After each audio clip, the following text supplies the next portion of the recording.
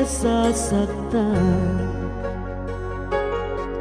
pag nakita kang may kausap na iba. Bakit ako ngayon'y lumuluha pag ikaw ay may kasama?